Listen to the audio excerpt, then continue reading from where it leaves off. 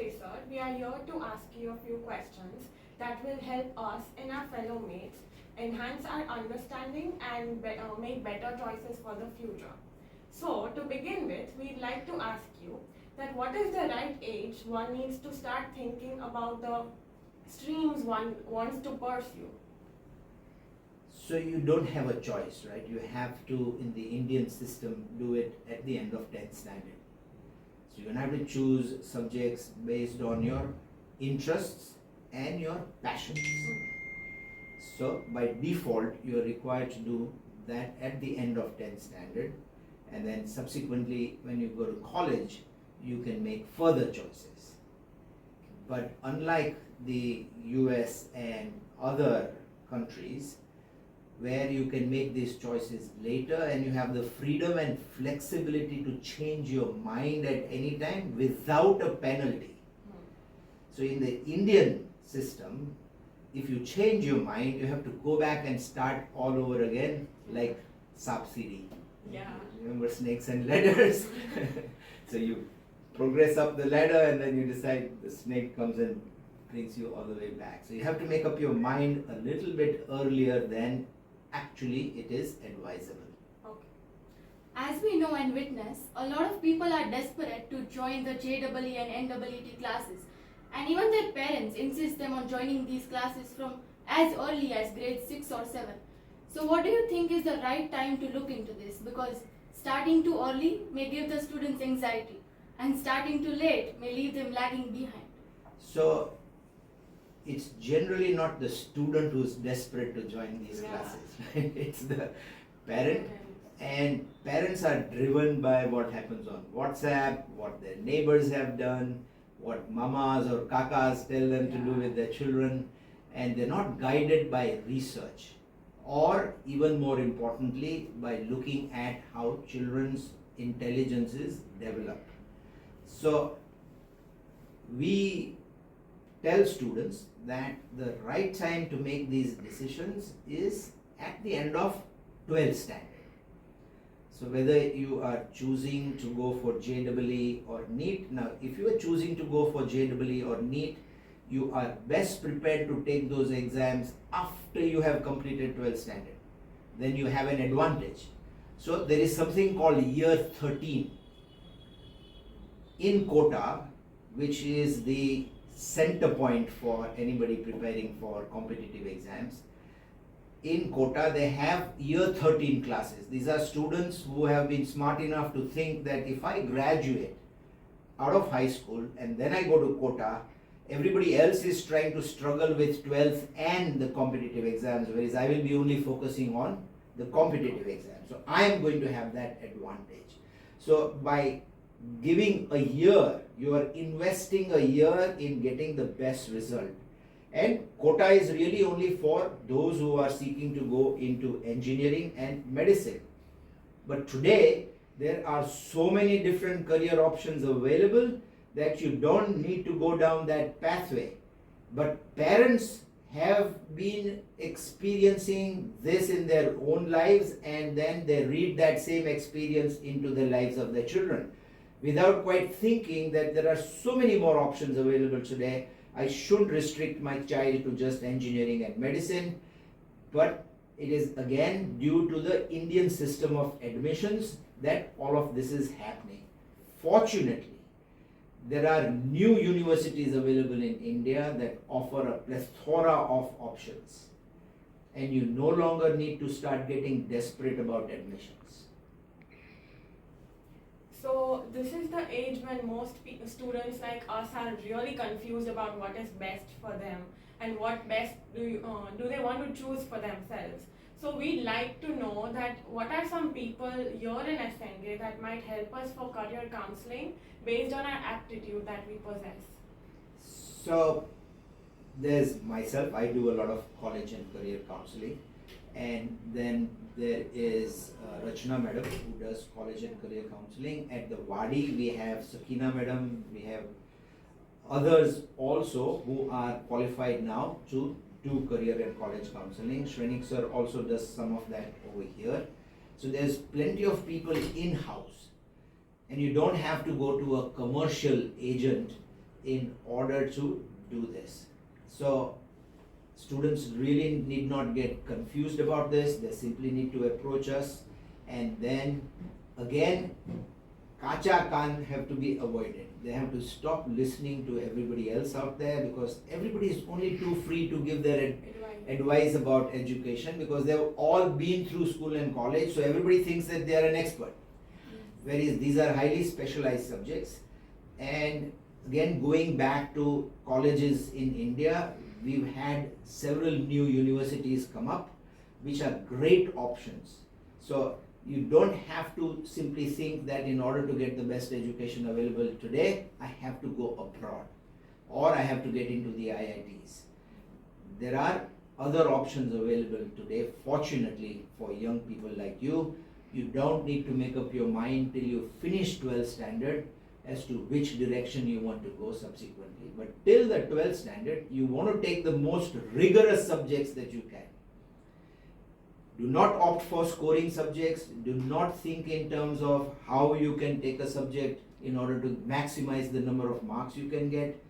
Because colleges, the best colleges out there, are looking at the rigor of your choices. Did you make difficult choices? Are you a person who steps out of their comfort zone? So to the extent that you did not make difficult choices, you are going to be classified as somebody that they don't want. Knowing that you have made many alterations in the existing system of learning, we would now want you to tell us the names of some of the best universities in India that may equal the international standards of education, if not beat them. Several of them, and many of our students are already going to these universities. Like for instance, there's Ahmedabad University, that's right next door almost, and we have over 30 students from our schools who are in Ahmedabad University and reporting about the excellence of everything that happens there. Ashoka University is probably the best university in India right now, and you have only to look at the faculty members, right? So every university is required to put up the names and backgrounds of their faculty members. Now, all these new universities like Ashoka University, Ahmedabad University, Shivnagar University, Kriya University, all of them put the names of their faculty. Flame is another university that you should be looking at. They put the names of their faculty members and their backgrounds, and you will see that these faculty members are from across the world. They have studied in the best universities in the world, and now they are in India. Whereas if you go to the IITs and the other institutions that have been considered to be the best universities in India, you will see either an absence of this information. They simply assume that you want to come to IIT, so they don't need to give you all this information. And or you will see that the faculty members are not as distinguished. So making the choice about where to go and study is something that should be left to somebody who knows deeply about these subjects, somebody who does a lot of research, somebody who keeps up to date every year on what is happening in the university sphere, and that's what our consultants or counselors in school do. I do that full time. I'm keeping tabs on everything that's happening in college education in order to be able to guide students better. As students just entering the sea of opportunities that await for us, we'd like to know that what are the 5 professions that you think that are taking leap in the future? So this is another common misconception that people have, that I need to follow something that is trending or something that is going to earn me a lot of money or status or fame, the popular things that people seek in their lives. That is not as effective and appropriate as following your passion and your interest. So today, there are careers available in almost anything that you might think of. Previously, engineering and medicine, and this is what was happening in our time, in the time of your parents. So your parents think that engineering and medicine are the only ways to go. Whereas there are multiple options available, and you can choose your passion and make a living out of it. So you look at cooking, dancing, singing, all these were hobbies previously in the time of your parents and my time. and we still think of them as hobbies. આમાં થોડું career કાંઈ હોય.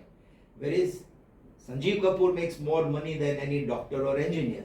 So you are then rethinking and basically permitting your child to follow whatever they are most interested in, because they will be able to make a life out of that, and they will be able to make a happy life out of that.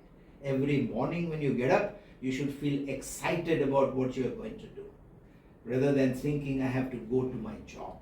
So it is like you have to follow your calling. What is for you? It's too early at the end of 12th standard to really discover your calling. Right? So in the US, you are permitted to go as undecided into college. So more than 50% of students in the US, they go to university as undecided. They take 2 years to explore a variety of courses. Then in the third year, they make up their mind as to what occupation that they want to follow. And during that time, many of them change their minds several times. And they start exploring a variety of subjects before, like you said, they discover what their calling possibly is. There's another side to the whole thing for you today, is that in our time, when we decided a purpose or a calling or a profession, almost always it was for a lifetime. In your case, you are all going to follow maybe 4 or 5 different occupations in your lifetime. You will change your occupations as things evolve, and as new occupations emerge, you may even go back to college, or you will access learning in some way that will allow you to switch directions, because you are just simply more excited by whatever else is happening than what you are doing currently. So you have to only think in terms of, for now, I am going to do this. And knowing to your comfort that you can change your mind 7 or 8 years from now and do something else. So if you have 4 different passions, you can follow all of them in your life. You don't have to worry about choosing only one. To sum up this wonderful and informative conversation, we would now want to ask you that what is something you want to convey to the high school students of SNK?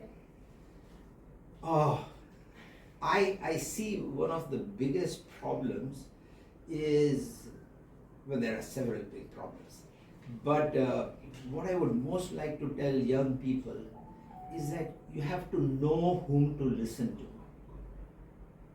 Right? Don't just listen to anybody. Ask questions. Why should I do that? What's the effect, the long-term effect it is going to have on me if I make that choices? So the idea is to think that there are choices and then there are consequences. And till you make the choice, you're in control. Once you make the choice controls you. So think long and hard before you make the choice. કાચા કાન નહીં રાખવાના. Thank you for your input, sir. I'm sure this is going to be extremely helpful for all the students out there. Thank you. My privilege and pleasure. Thank you.